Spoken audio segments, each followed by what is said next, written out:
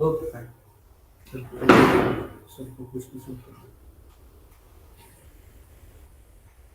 Sir, can we start, sir?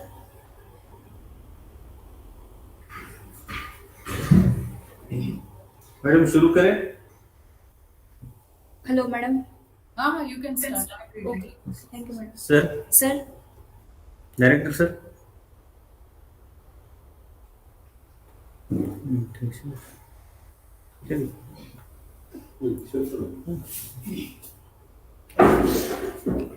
namaste everyone. A very good afternoon to all of you. Today we are gathered here for the national webinar on Ayurveda in AIDS, Challenges and Opportunities, organized by Department of Kayachikitsa, GJPIASR, New Vivi Nagar. We are very thankful to respected madam and our today's speaker, Dr. Mandip Goyal ma'am, for accepting our invitation. Without spending more time, now let's start today's webinar with the prayer. I invite Dr. Ruchi ma'am to recite the prayer.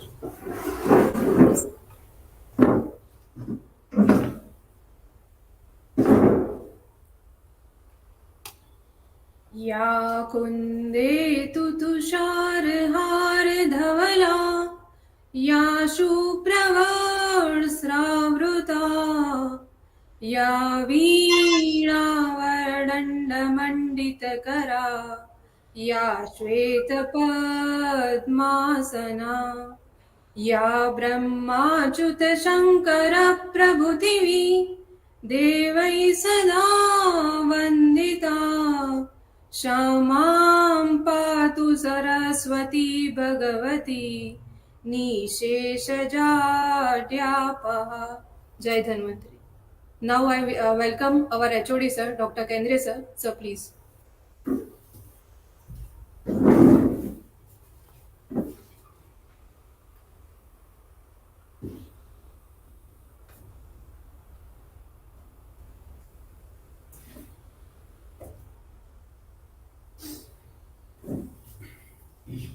Thank you, ma'am.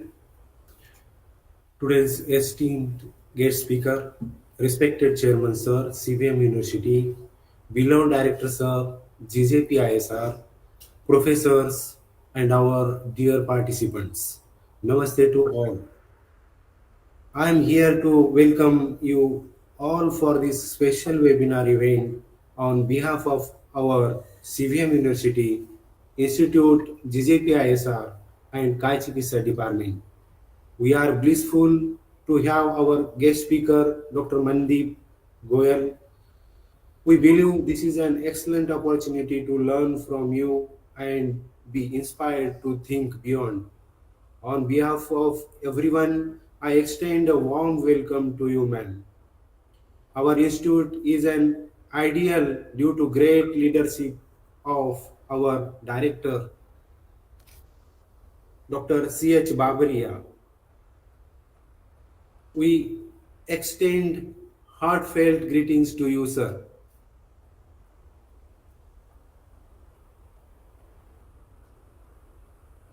We extend our sincere welcome to all the dignitaries in attendance.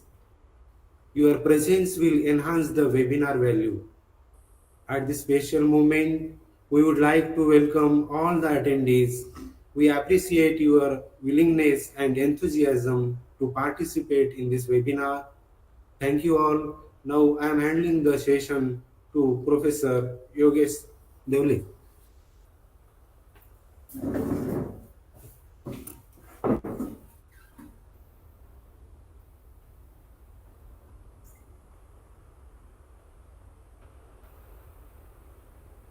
Thank you, sir. Namaste and a very good afternoon to all. I am privileged to introduce our today's guest speaker and my teacher, Dr. Mandip Goyal, ma'am. Actually, when we called ma'am, we are going to organize a seminar, a webinar on the occasion of World AIDS Day. Ma'am, she she agreed to deliver the lecture. I am very thankful to you, ma'am. Dr. Mandip Goyal, ma'am, is the Dean, International Studies and Associate Professor, Department of Kayachikitsa at Institute of Teaching and Research in Ayurveda, the first institute of national importance at Jamnagar. Additionally, she serves as Executive Editor AYU, an international quarterly research journal in Ayurveda, Coordinator WHO Collaborative Center for Traditional Medicines, Chapter Ayurveda. She is also Member Secretary, Institutional Ethics Committee (ITRA) and member of Scientific Advisory Group (CCRAS) New Delhi. She holds professional and research experience of more than 21 years after completing her MD and PhD in Kayachikitsa. Ma'am has published book entitled Ayurveda Principles and Panchakarma Practice and more than 140 research papers in peer-reviewed journals. She has contributed 18 chapters in various books and e-learning programs of the Institute. She has been the principal investigator in more than 15 research projects, including WHO collaborative projects and IMR projects. Dr. Mandip ma'am is a very dynamic personality and source of inspiration to Ayurveda scholars.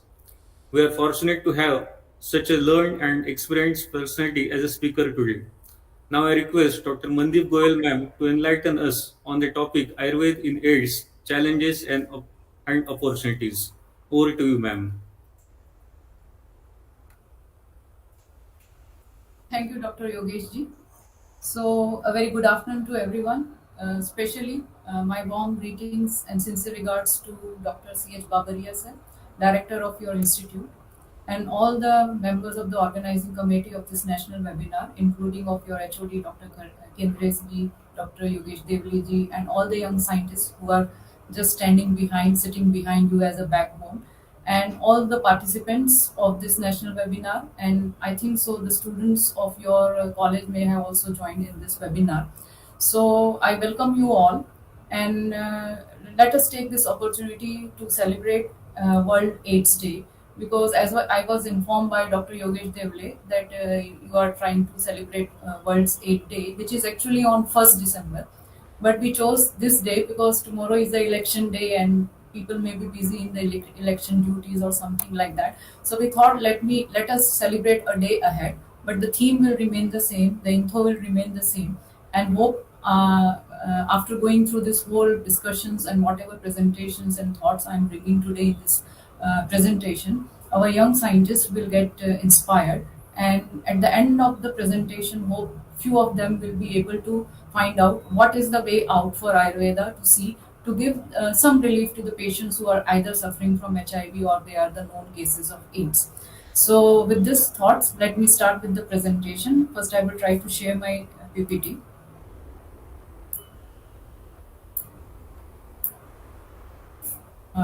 Hope the PPT is visible. Yes, ma'am. And it is in the full screen mode. Yes, ma'am. Yes. So we start with it. The topic which I had selected or the organizers have given to me is to talk about Ayurveda and AIDS, challenges and opportunities. So before totally diving into what is Ayurveda's role in HIV/AIDS, let us first think why is this being day celebrated? What is this HIV? What is AIDS being defined as? What are the etiological factors behind that, and then we come to what can be the scope of Ayurveda in the either the prevention or the management of this type of disorders. So every year there will be more than 50 days which are being celebrated. I was just going through the list of the days which are being celebrated every year. Every month at least average 4 days are being declared as a celebration day, and out of that more than 50% of those days are being related to some of the health issues. And when we are talking about the celebrations of such days which are related to the health issues, it is not the celebration of that we have a very big burden of these diseases in our society, so we should enjoy this thought. But actually, it is a platform where we are trying to bring about the awareness, especially the awareness among the healthcare professionals, the students, the young scientists, and also the patients and the societies, because once a disease is being declared either as a life-threatening or it is being declared with a no cure, or it has got big complication, or it is a big burden to the society because it is a high disease burden of that particular disease, there is an importance of healthcare professional, it is the importance of the doctors, but it is the equal importance of the involvement and the participation of the patients and their family, because if the government is bringing out about some campaigns, or it is starting some national health programs related to these types of disorder, but if there is not a equal participation by the patients, there is no awareness among the patient related to these diseases and what can be their role, particularly in the prevention and in the adherence of the line of treatment which is being prescribed to them. The campaign or the funds which are being raised by the government or which are being given by the governments, they usually go waste. And so whenever we are celebrating these types of day, it is mainly focused that what is the problem the healthcare system is being suffering from, and what can be the role of the patients when we are trying to talk about the prevention of, or we are trying to talk about the control of these diseases. So with the same theme and thought, World AIDS Day is being celebrated on 1st December, and it is being celebrated since 1988. It has been recorded that first case of HIV was declared, or it was being discovered early in the 1980s, maybe in 1982 or around 83. And thereafter, lots of work has been carried out for finding out what is the cause, how the pathogenesis is converting into the AIDS condition, what can be the treatment. But till date, there has been no complete established treatment for the AIDS, or even for the complete control of HIV infection. And so the awareness regarding this disease becomes very important, because only thing we can contribute, or the patients or the society can contribute, is to talk about it, to have the mass education, to have the awareness regarding it, and after having the awareness, the proper time screening, diagnosis, and when the diagnosis, adherence to the treatment, and once the adherence to the treatment is there, chances of reinfection, chances of getting other types of infections becomes low.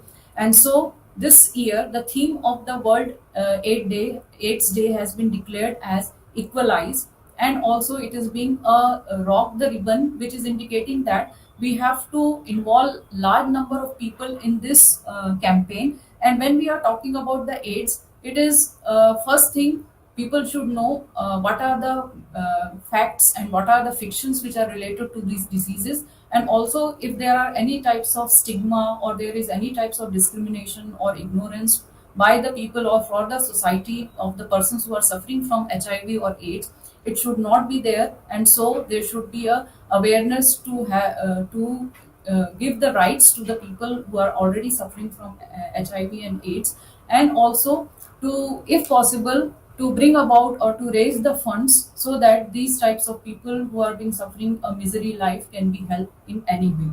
So with this theme of this World's AIDS Day of this year of 2022, we move forward towards the presentation. So today in my presentation, we will be talking about why we are talking about the AIDS today, what is the disease burden of this HIV AIDS, what is this HIV virus, how and which people are at the risk of having this infection, what can be the scope of Ayurveda, and then moving towards the conclusion.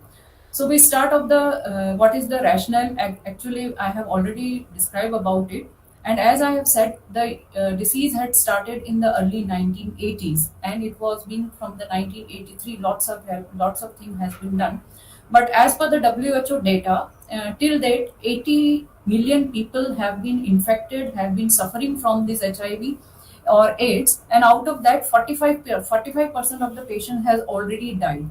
This means it has taken a form of global pandemic, and the cases which are now prevalent all over the society, they may become a source for the infection to the next generation or the people around it. And so there is a need for the awareness for that. And as already said, there is no established drug, or there is no established line of treatment or a very potent drug which can bring about the permanent cure. And so it becomes very important to talk about it. And specifically when we are doing this among the students, there should be awareness among the students what can be the role of our students, specifically the students from Ayurveda field, to bring about for the prevention and the cure of it. Now, when we look at the prevalence of HIV, as already been said, it has been declared as the pandemic. So there is none of the country in the world, or there is no none of the area of the world where this infection cannot be found. It is spread all over the world, and specifically in the African continents, the prevalence or the incidence of this disease is very high. And when we go towards the today's status, or not as it is today, it is 2020 status, about it is said nearly 37.7 million of people are today living with HIV. And still, again, when we look at the data, or when we look at the map, the condition is worse in the Africa and the Middle East countries, where nearly 69%, that is two-thirds of the population of the HIV infected people are living. And then when we look at the orange color, which is indicating the contribution of Indian continent also in the HIV, it is nearly 15.5% of the people in this area, that is the Asia and the Pacific, followed by other Latin American countries, and then the Eastern Europe and the Northern American countries. So this indicates that though it is a pandemic, higher prevalence is towards, or higher incidence of this infection is towards the African continent, but still there are high ratio of people in our continent. And when we talk about the Indian status or the national status, it is nearly about more than 23 lakhs people who are living with HIV in our country. And very saddened to say that 81,000 people among these are the children. And there is a total need of nearly 20,000 prevention for mother to child transmission need is there. And so it is also a healthcare burden for our country. So today, first going towards the management, we will just little bit understand what is this virus, why there is no treatment still possible for it. When it was the pandemic of COVID-19 in the December 2019, it was a feeling that this virus may also go untreated, because this was also a new virus. But fortunately, we could find what was the whole cycle of its generation and regeneration, and how it can be restricted, and vaccination could be found. And so now we are living safe without COVID-19 infection, so much prevalent in the society. But when we look at the HIV, or when we talk about the acquired immune deficiency syndrome, it is being caused by a virus which is called as the HIV virus, which is human immunodeficiency virus. It is a type of retrovirus, which is a single-stranded RNA. And with the single-stranded RNA, the important thing it contains is a reverse transcriptase. And because of this quality of reverse transcriptase, it is capable of generating DNA, and then after DNA, it is able to replicate RNA and then produce the protein, and then can produce many copies of it. And then it can spread very easily in the infected host. And once it has started this phenomenon, it is very difficult for the body to tackle the growth or reproduction of this new generations of RNA viruses of the HIV. And this is only the problem which the scientific world is facing, that how we can stop this virus replicating and entering into the bloodstream, and then ultimately affecting the immune system. So when we look at this picture, we have just talked about this RNA, which is a very minute virus. And all of us, we know that when we talk about the viruses, it is a structure which we can think is nearly a non-living structure when it is outside the body of the host. But once it enters the host, it is trying to get into the cells of the host. And after getting into the cell of the host, it is trying to get into the nucleus. And later, when it is in the nucleus, it is capable to take over whole of the genome system of that cell, and then capable of producing its own new copies and killing the cell where it is trying to replicate or it is trying to grow. So when you look at this picture, it is a very simple illustration which is being given. It is right from the first step, where HIV is trying to enter the cell membrane of the host cell, and thereafter entering, it is trying to penetrate into the cell membrane, and then into the nucleus. And after the nucleus, you can see the new viruses or the new mature virome is being put into the body. And once this virus is put into the body, it starts again affecting the CD4 T cells. So we have to remember that that when we are talking about the HIV infection, or we are talking about the advanced stages of this HIV infection, it is nearly related to the condition where it is trying to completely bring down the immune functioning of the host where it is trying to grow. And once it has affected the helper cells, which are called as the CD4 T cells, these CD4 T cells, they are unable to initiate the immune reactions, or immune system inside the body, and so slowly the immune activity of the person goes down, and then it converts into a condition where person is prone to various types of infections and converting into the advanced and the later stages of the AIDS. So this is a The video. human immunodeficiency virus, or HIV, attacks the body's immune system. If left untreated, the disease progresses to its most severe stage, AIDS. HIV is an enveloped virus containing two identical strands of positive sense linear RNA, along with several enzymes. Transmission can occur following exposure to infected blood and other bodily fluids. Once inside a person's body, the HIV virus infects specific cells in the immune system, called CD4 T cells, which is then forced to produce many new copies of HIV. These new viruses are released and go on to infect other CD4 cells. The CD4 T cells are destroyed, which compromises the immune system. Flu-like symptoms are usually experienced within 2 to 4 weeks of infection.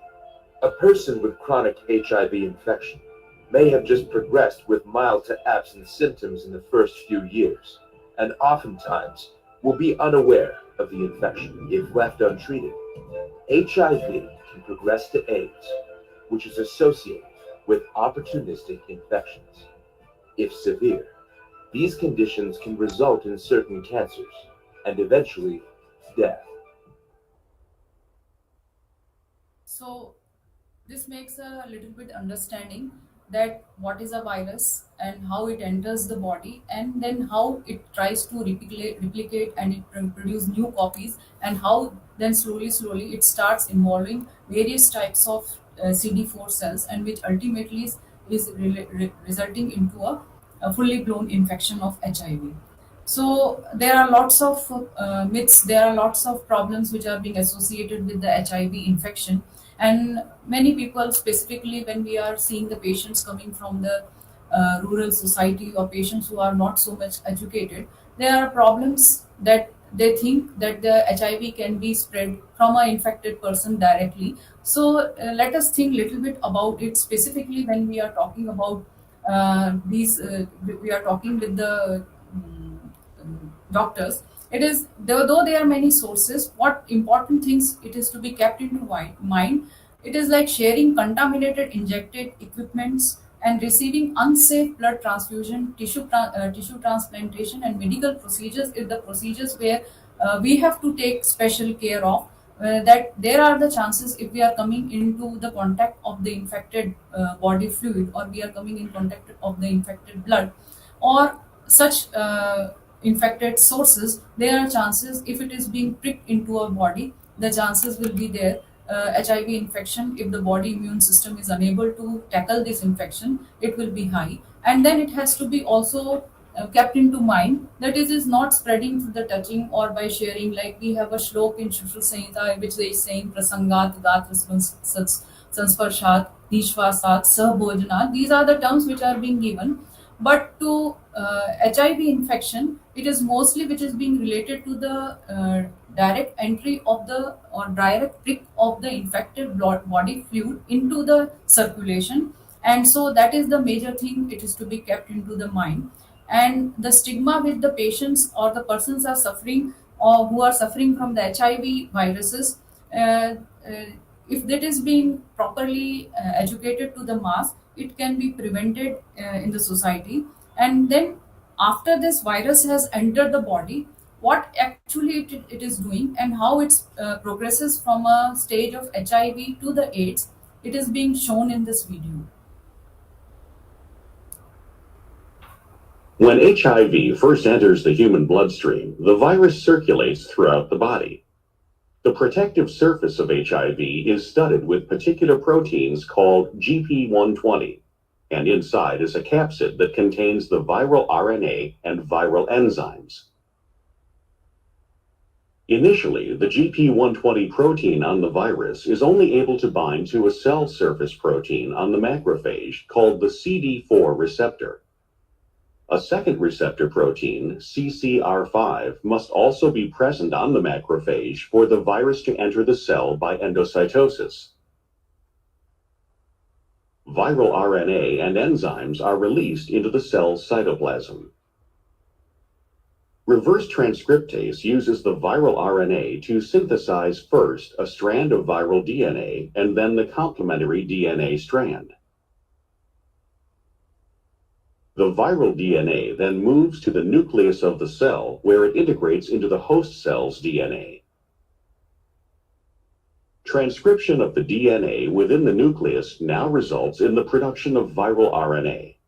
This viral RNA can serve as the genome for new viruses and can be used as messenger RNA to produce viral proteins during translation by the ribosomes.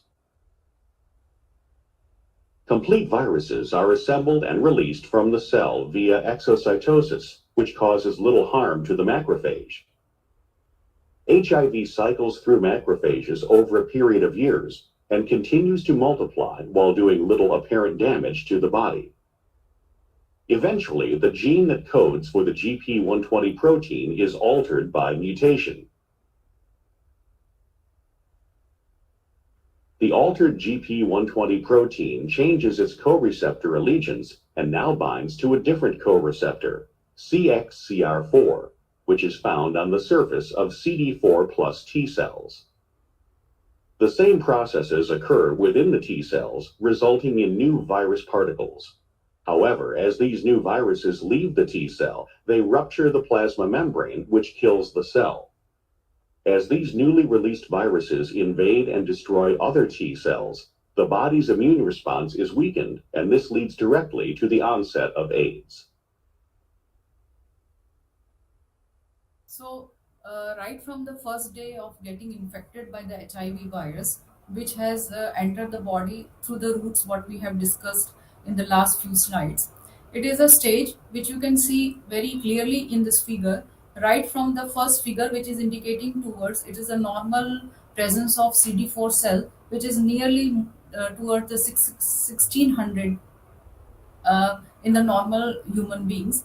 And when this is HIV virus enters and it starts affecting these CD4 cells by killing these T lymphocytes, in the early few weeks, that is nearly 2 weeks to 4 weeks, that is nearly 1 month of getting infection, the acute HIV phase is being developed. And then later on of that, it is nearly a latent period of 10 years where this HIV virus remains in the body, and that persons are called as HIV infected, but in the latent phase or in the chronic phase, where the reproduction rate slowly of the HIV virus becomes little less than the acute phase, but still the destruction of the CD4 cells continues. And if the person is not properly detected at this time and is not given the proper treatment, this continues to a stage where the number of the CD4 cells now nearly falls towards the less than 200, which is being declared as the serious conditions of HIV infections going towards the AIDS condition. So from the first day till the time it becomes the AIDS, it is nearly a period of 10 years where a person can be detected, and the treatment, if it is being planned on the proper time, the chances of the prevention of the patients going from the HIV infection to the AIDS can be done.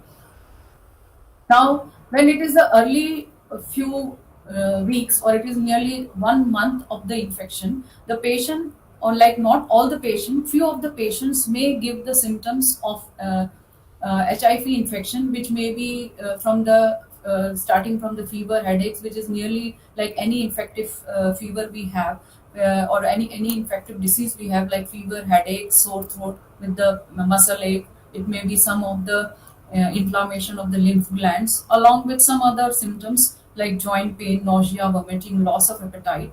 And so if the person has the history of unprotected sex, or he or she has been exposed to some type of infected fluid, the chances are there the person may go for the test at this period, and there can be a screening of these persons. And if it is a chances of HIV infection, then treatment can be start at this very period. Otherwise, it is a chronic phase where the patient usually goes asymptomatic, or some patients may have some of the pictures like coughing, weight loss, diarrhea, fatigue, or sometimes there may be heavy fever or high fever also.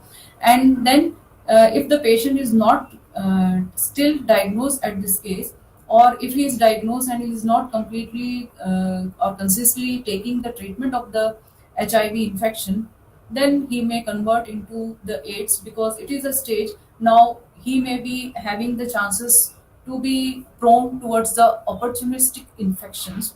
And opportunistic infections are those infections where if the body immunity system goes weak, as we have already discussed, that CD4 cells, that are the helper cells, or the helper cells which are actually bringing the antigen towards the T cells, and then T cells are getting activated. So this whole system of detecting and getting activated, it is being lost in these 10 years of HIV infection. So if the persons are getting, or they are getting exposed to some types of microbes, pathogens, or viruses, there are chances they may fall into prey of opportunities infections, like it may be Kaposi, sarcoma, tuberculosis, pneumonia. Out of that, tuberculosis is a very important one. And also later on, these conditions may convert into the cancer condition to the patient. So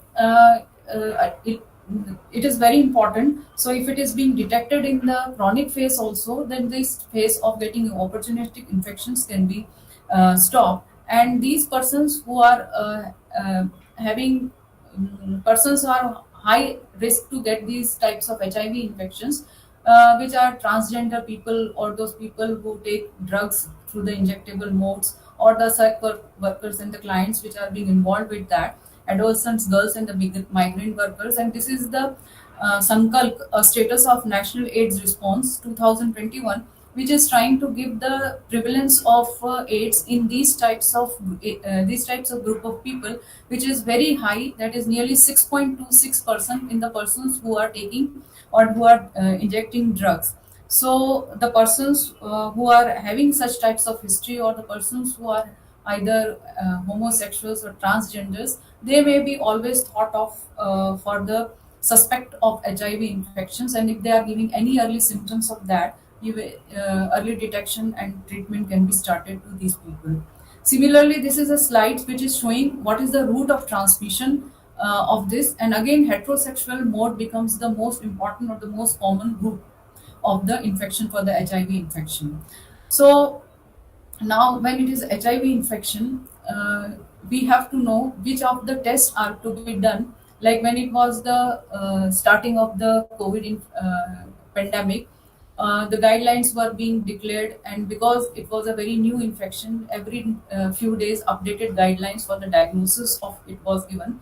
But as it is a established infection, and it is known to humankind from last nearly 36 years, specific tests have been given, but these tests are again only trying to find out if there are antibodies of HIV in the blood. And so once the antibodies has been produced in the blood, the test which is being called as the antibody test, or it is the antigen antibody lab test, that is the rapid antigen antibody test, can be done during the window periods, either from the 10 to 33 days, which is for the nucleic acid test, which is actually detect the presence of HIV virus in the blood. And later on, by the antigen antibody or the antibody test, the test can be confirmed. And most of the time, when this test is giving a positive result, it is an indication that the person is being suffering from AIDS. Now, from the very beginning of the presentation, we are saying that there is no treatment, but it is not to say that is no treatment. It does not mean the treatment is there, but it is like only to suppress the viral replication and allow an individual immune system recover at the proper time, so that to regain the capacity to fight off opportunistic infections, and if there are some chances of cancers in such cases. So it is either called as the ART, or it is called as the antiretrovirus treatment for the HIV, or highly active antiretrovirus treatment is available. And globally, 28.7 million people who are living with HIV are receiving this treatment as per date in 2021. And WHO is typically supporting countries to implement these advanced HIV disease packages to care the reduce illness and death, as already mentioned, because it is not the treatment for it. It only can bring down, or it can just bring down the viral load to a lower level, so that the chances of persons having less number of the CD4 cells is there. Further, there is also one approach which has been added to the treatment of HIV. It is a pre-exposure prophylaxis and the post-exposure prophylaxis. Prophylaxis always indicates towards the prevention, or it is the early treatment starting if you are thinking, or you are at the higher risk of being exposed to HIV, either through the injections or through the other contaminated body fluids. So it is being said, if you have got a chance, or you have been having have got exposure to that, treatment of starting treatments which is quite similar to the treatment of the HIV can be started, and so the HIV infection can be prevented to go towards the phase of either acute or chronic condition. And similarly, there is also a phenomenon which is being now mentioned as post-exposure prophylaxis. It is not to be used usually. It is used only in the emergency condition, where HIV medicines are given within 72 hours, that is within 3 days after a possible exposure to HIV, to prevent the HIV infections. So with this, we get a little bit thought about what is HIV, what are the chances of progression of HIV infection towards the AIDS. And after looking of what is the modern pathophysiology about HIV AIDS, let us now think what can it be from Ayurveda point of view, and how we can make a treatment, how we can make a contribution for the treatment or the prevention of these types of infections. Now, when we look about the infectious diseases from Ayurveda point of view, we have to think of the concept of the bij and kshetra, where we can take it towards a bij, a structure which is nearly a thing which is coming from the external world. It is a akantuj conditions which is entering inside the body. And as per the principle of Ayurveda, if we are thinking about an agantuj structure entering into the body, it can be in the form of nidan, which will initiate either a nij vyadhi, which is where it will be following from the sanchay, prako, prasar, sthan sanchay, vyakti, or bhed avastha. And once it is reaching the sthan sanchay avastha and it is towards the vyakti, manifestation of the disease occurs. And same we can apply towards the agantuj vyadhi, or when we are talking about the communicable diseases or infectious diseases, we can consider thought about the source of the infections in the previous slide. And once through these sources, the nidan, that is the cause, that is the dosh, which is the HIV virus, is able to enter the body. And once it has entered the body and it is clearing the face from the prasar, and then it is going towards the sthan sanchay, that is sthan sanchay towards the adherence towards the CD4 T cells, then it may be capable of bringing out about the changes in the structure, that is the dhatu or the cell which are getting infected, and thereafter the disease may manifest.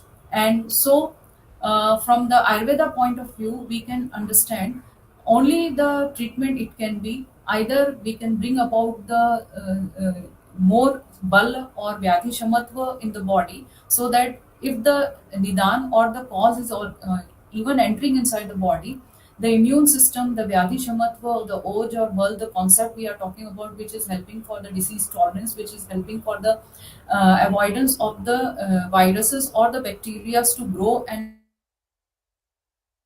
can be there. It can be only way we can contribute towards the either prevention or the treatment of it.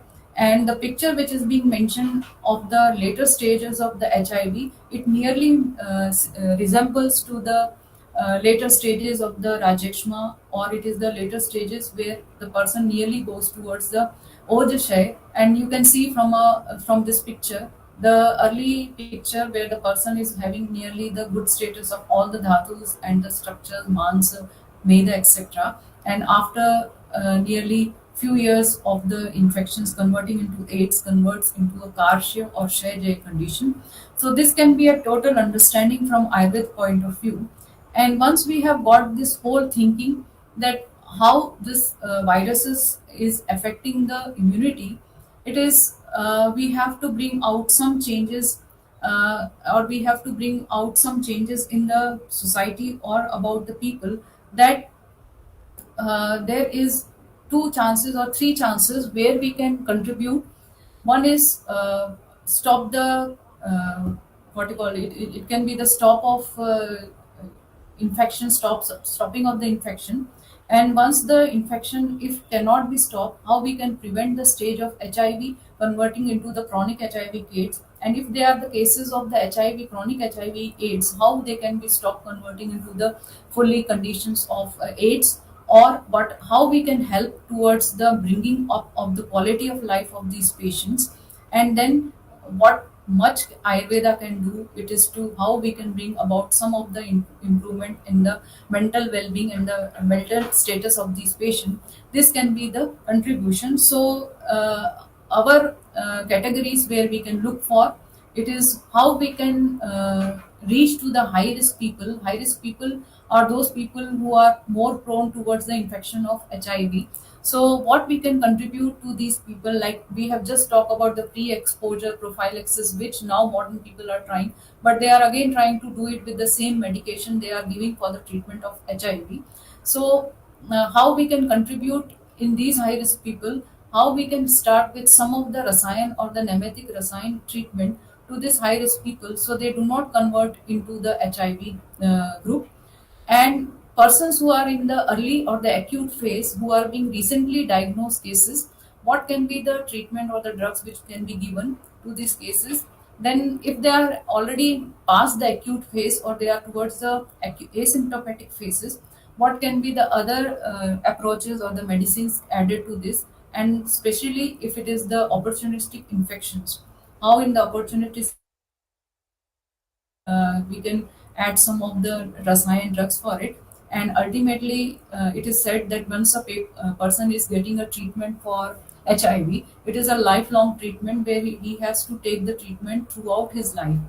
And most of the people, they can tolerate this high active antiretroviral treatment, but some of the people may develop some of the complications or the side effects of this treatment. So if they have side effects, what treatments we can add along with this HART treatment, so that they can have minimum of the side effects, though they are not known such strong side effects.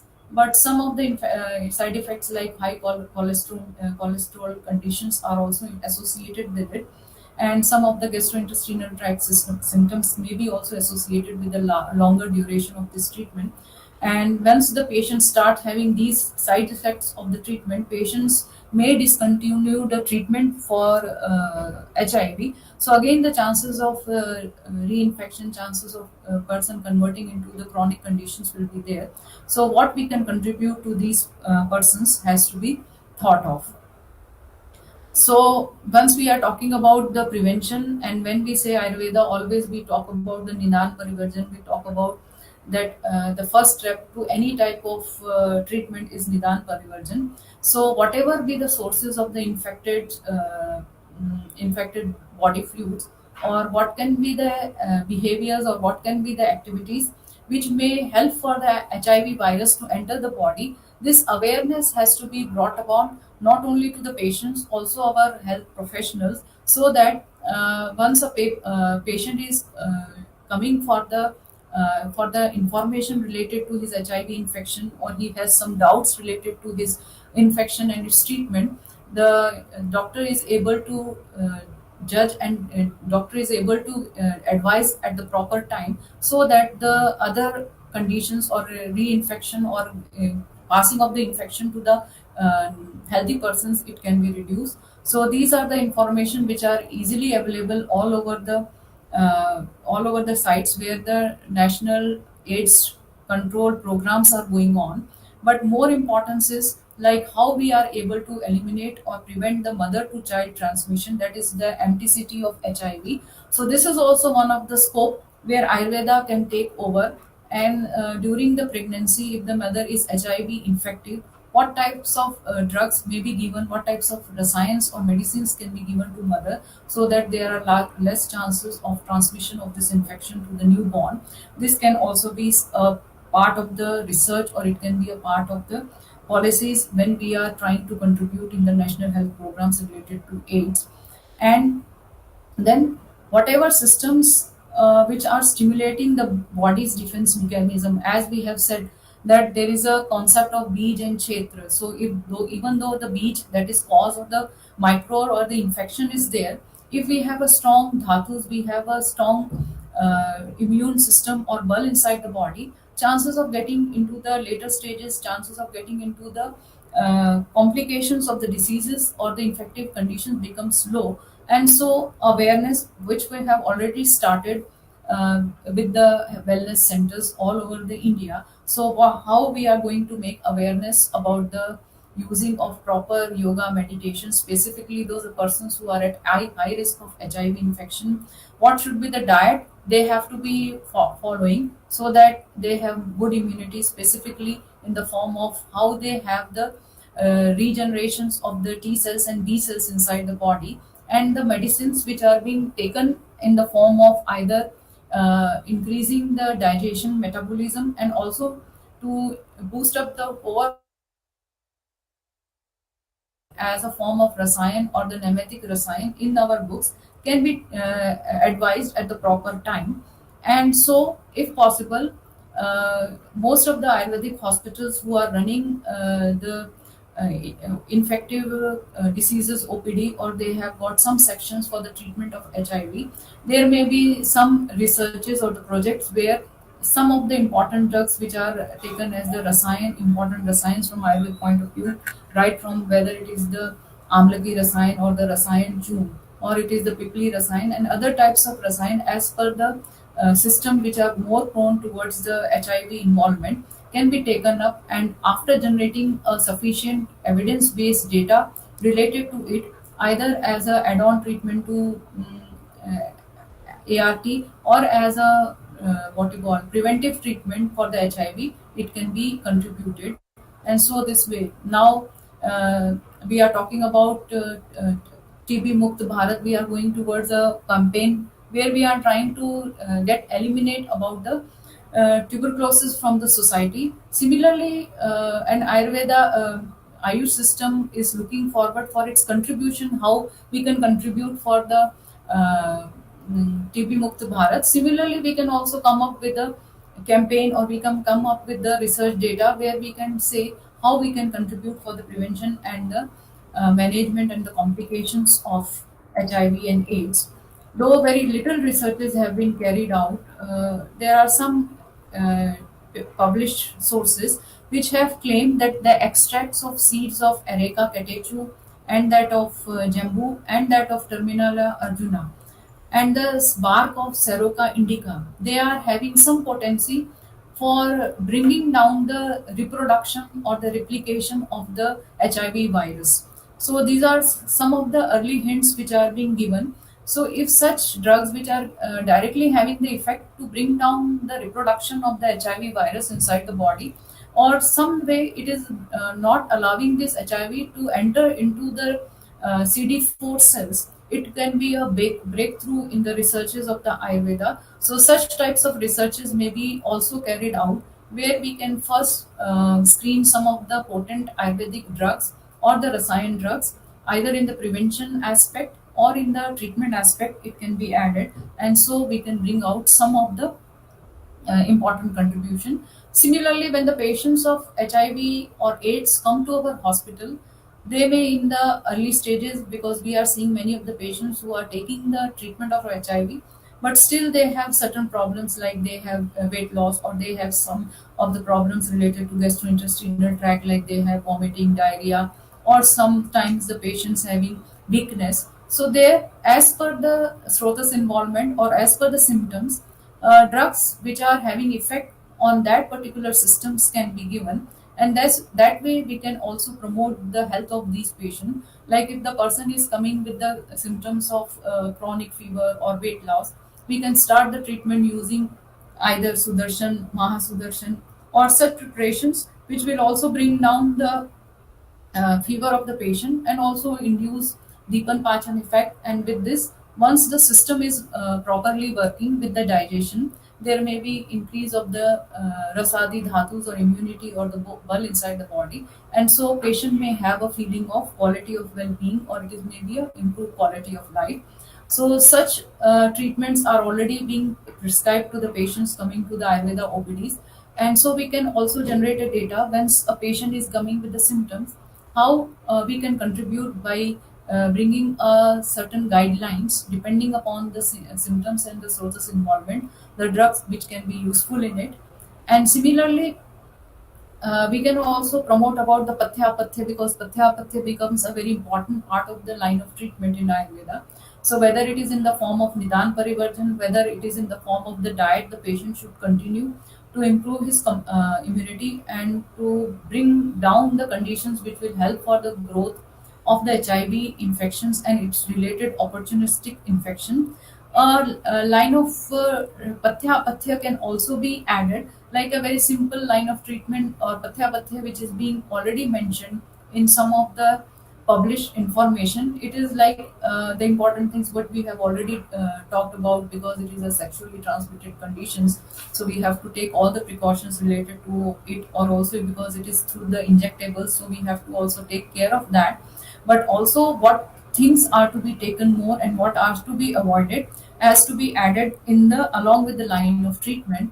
And then the very important thing with the whole focus this World AIDS Day is being celebrated, it is to bring down the stigma and this discrimination the people who are being suffering. Because once the HIV was detected in the early 1980s, it was found more common in the persons who were either drug abuse or those who were transgenders, or there were some of the things which were not acceptable for the society, so it became stigma. And this is the reason why even if the people are declared that they are HIV, they don't want to tell the people that they are being suffering from, or even after knowing, they don't want to disclose it to the family, and this becomes a chain of continuation of infection from one family member to the whole family member, and from the family members to the society.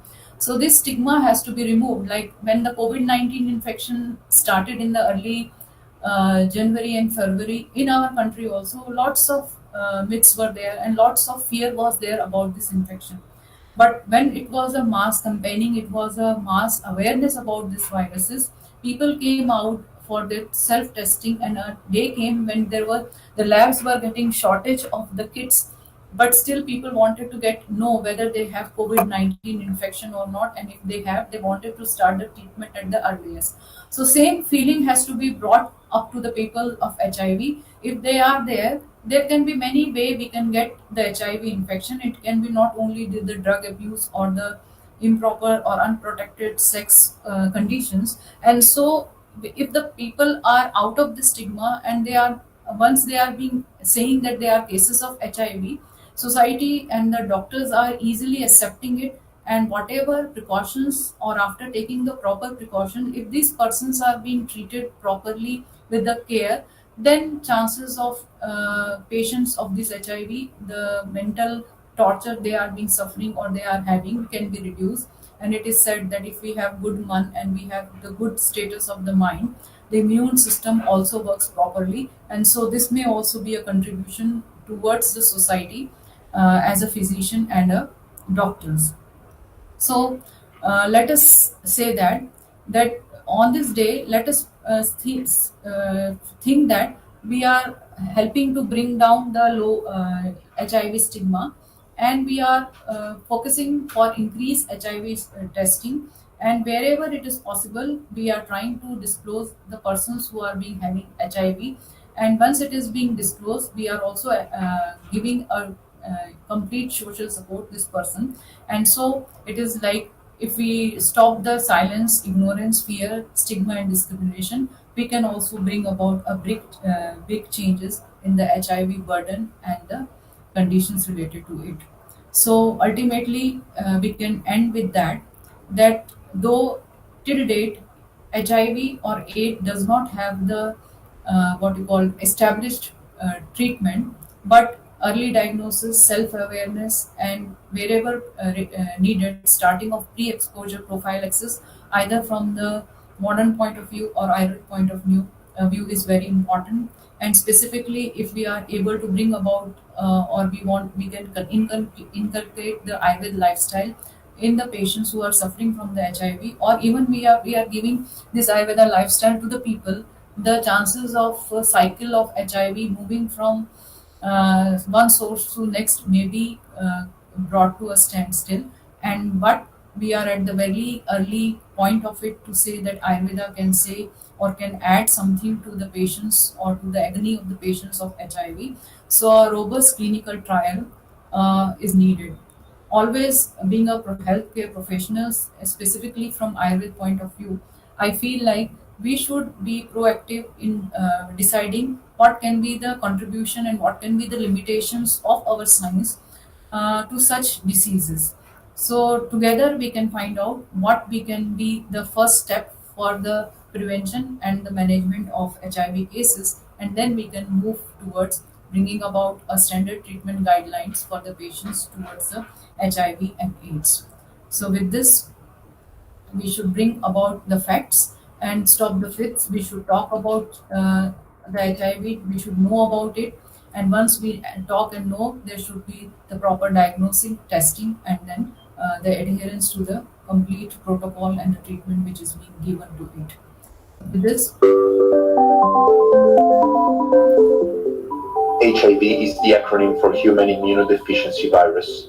The virus attacks the human immune system, resulting in a chronic and progressive illness that leaves the subject vulnerable to infections.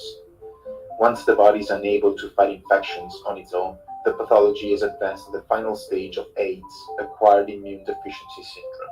The virus can survive outside of the host body due to the temperature below 35 degrees Celsius. For this reason, HIV can't be transmitted through a handshake, cough, kiss, or sneeze. The virus must enter the body through blood, semen and pre-semen, vaginal fluid, spinal fluid, or breast milk.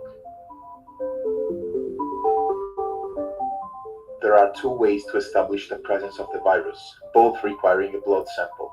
The rapid test is performed by piercing one finger and testing the blood right away, while the standard and most accurate test requires a blood sample that will be analyzed in lab and takes up to 2 weeks for the results. Both tests look for the presence of HIV antibodies and not for the actual virus. It can take up to 12 weeks for the antibodies to be generated. This means that an accurate result can be obtained only after that amount of time since the probable exposure to the virus. Remember, being HIV positive does not mean you have AIDS. Prevention remains our strongest weapon and has to be achieved through information, awareness, and control. And even if a definitive cure is not available yet, medications called antiretroviral allow us to reduce the amount of virus in the bloodstream, preventing HIV from duplicating, spreading, and reaching the final stage of AIDS. so thank you all. My special thanks to again Dr. Babaria sir and the team of the institute for giving me the chance on this occasion. Thanks.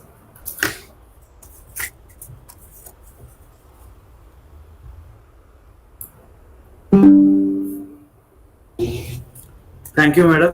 It was a very informative session.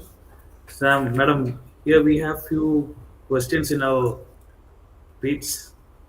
Shall I ask you, ma'am? Yes, Mr. Ma'am, whether is it possible to apply the management of Rajakshma in this scenario? See, when we talk about Rajyakshma from Ayurvedic point of view, uh, in the early stages, when it is early stages where there is not complete Balashai or it is not the Oshai, where patient is not going towards the Shosha. That early stages, it can be taken a condition what we were talking about the HIV, the chronic stages, and once it goes towards the AIDS, it becomes merely a patient of Shosha. So whatever line of treatment, because when you look at the Rajyakshma, there are also Agni, Deepan and Rasayan. and the protein enhancing treatment has been added. It is being the treatment which is being used by using the goat meat and the goat milk. These types of principles are there.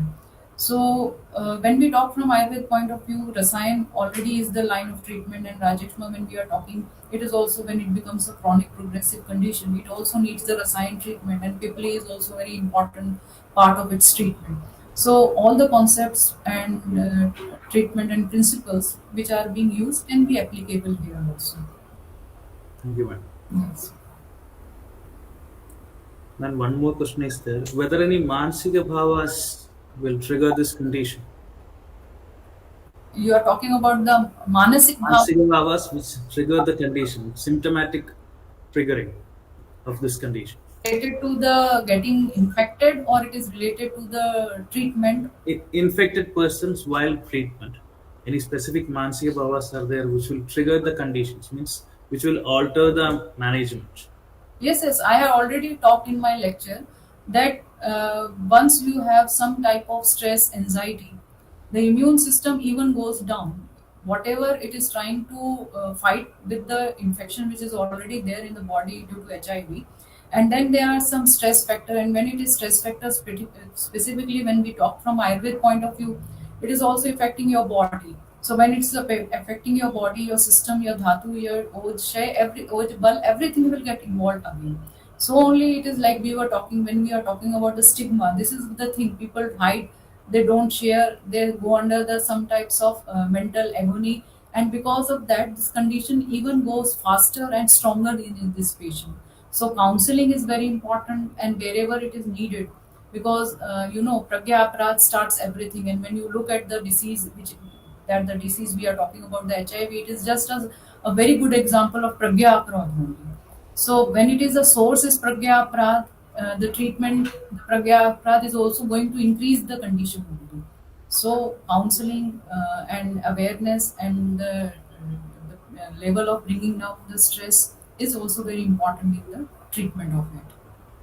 Thank you, madam. Yes. I'll move the session for addressing the webinar. Dr. Yogesh sir will be addressing the session on behalf of on the absence of a director sir.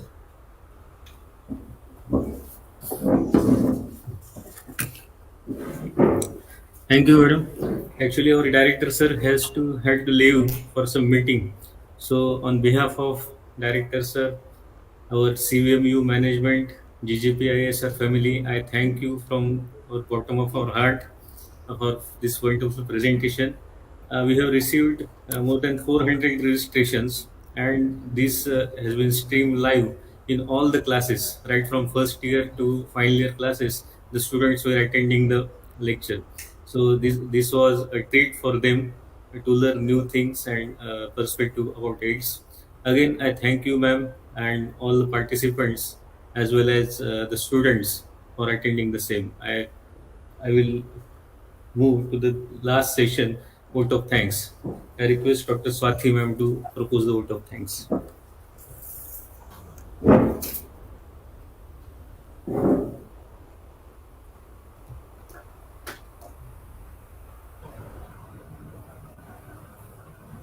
First of all, we express our sincere gratitude to the management of CVM University for giving such an opportunity to gain knowledge through this webinar session. Now, we express special thanks to our prominent speaker, Dr. Mandip Goyal, Madam, for such a great speech on Ayurveda in AIDS on behalf of CVM University and Department of Kayachikitsa, G.J. Patel, Institute of Ayurvedic Studies and Research.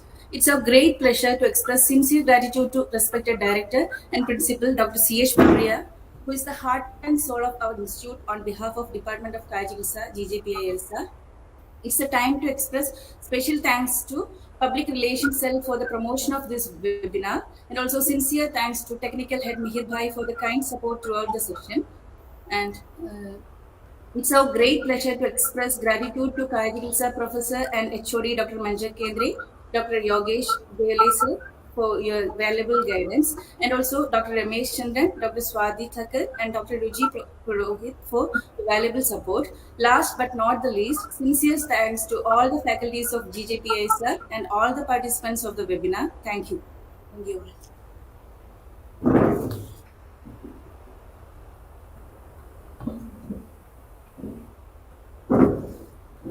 Thank you, ma'am. ठीक है. Shall I leave now? Yeah, no. Yes, we can end the session. Thank Okay. you so much. Yes. Okay. Okay.